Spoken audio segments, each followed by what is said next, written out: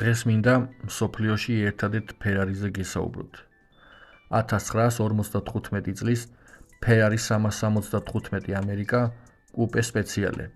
მანქანა, რომელიც მხოლოდ ერთ ეგზემპლარად შეიქმნა და ის სპეციალურად ფიატის დირექტორისთვის, ჯანი ანიელისთვის დამზადდა.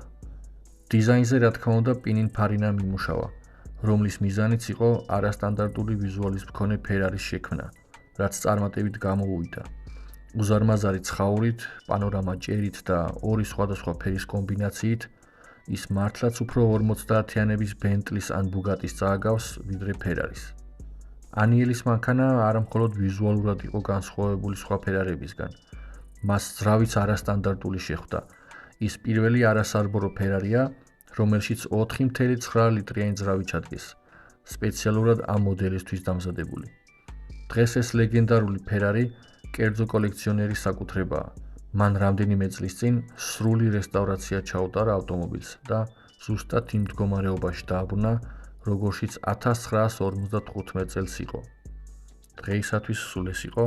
მადლობა ყურადღებისთვის და ნახვამდის.